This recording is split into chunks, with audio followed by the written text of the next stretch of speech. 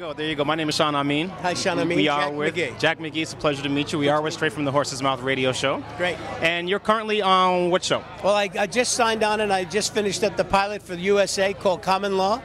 And I'm just coming off quite a ride from the Critics' Choice to the Golden Globes with the having a role and being nominated with the rest of my fellow actors for the movie The Fighter. The Fighter. Yeah. Yeah, I saw that. It took place in Boston. I'm from Boston, Oh, so you really? it was, Okay, you know, yeah. the accents were pretty authentic. They're I could pretty say. close, weren't they? Pretty Yeah. close. Yeah. Where did you get your start? I got my start singing in the hallways, in the bathrooms, with the black guys in the projects in the South Bronx. And that's what I always forget, because that's where I am. That's who I am. So you were made an honorary brother a long time ago. Oh, I was a brother a long time ago, yeah. As soon as I get around the brothers, all of a sudden I start talking like a brother. It's crazy. I'm talking like a white guy trying to sound like a brother. Right. But there was a great love and affection for them back then, and from what my upbringing was. I'm a kid from the projects, and it was a different world back then, not quite as fast as it is for kids today. And the reason why I come out here, because I know the NAACP is making a concerted effort, and has for a long time, to make sure that that people know in an orderly, an educational, and a civil way that everybody needs to be represented, and everybody needs to be heard if given the chance.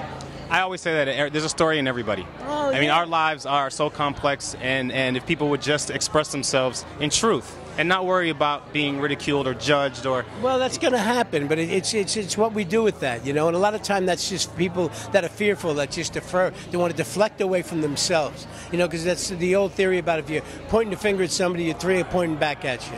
You know, and a lot of people take refuge in that, and it's pretty sad. David O. Russell turned me on to a group in the South Bronx called Ghetto Film School. And there's a group of kids now, the school's been around for a couple of years, and they grab about 10 kids every year from the South Bronx, and they write, they direct, they score, they do all of the prep work, and then they take them to places. I think this year they've gone over to Singapore, and they make a movie.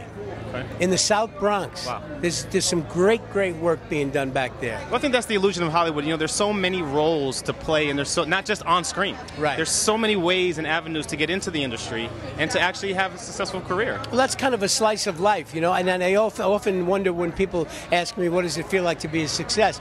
I find that I'm a successful person because I love today.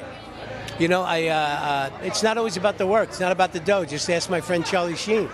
You know, and that's the sad part about it, because I know Charlie pretty well, and I don't know this Charlie. This guy is the guy. He's lost, and not to talk too much about it, but it's just I always ask the kids when I go to speak to them in schools. They say, "Hey, man, you must be successful." I said, "I don't know. What's success? What's success to you? Big car, not big car."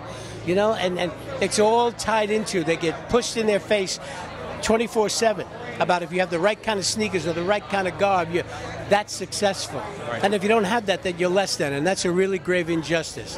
And I get to talk to these kids, and I spend as much time as I can with them to let them know I'm just like them. You know, I remember going down to my old high school, and it's down the South Bronx, and I tell them, turn around, turn around, and look out that window. That's the projects I grew up in. So I know what it's from. I may not have the same struggle, because the prejudices weren't quite they're not as clear cut as they are with them. But I want to let them know that it has nothing to do with the outside. It's about how you treat each other inside. Well, it's nice to hear that you actually do go back and inspire That's kids. what you got to do. To keep what I got inside, I got to give it away. It's not mine. The guy upstairs. I like that. Say that again. To keep what I got going on inside, I got to give it away. Because when I'm at my best, when I'm helping somebody else, if I spend too much time in here, that's a neighborhood that does not have a lot of adult supervision. You know what I mean? I need to meet you and to meet some of the guys and girls that are working hard on this event, to let them know that I acknowledge and I support them in anything they do. Thank you, Mr. McGee. Yeah. Have a good time. This is Jack McGee from the movie The Fighter, and from the South Bronx, and you heard it straight from the horse's mouth.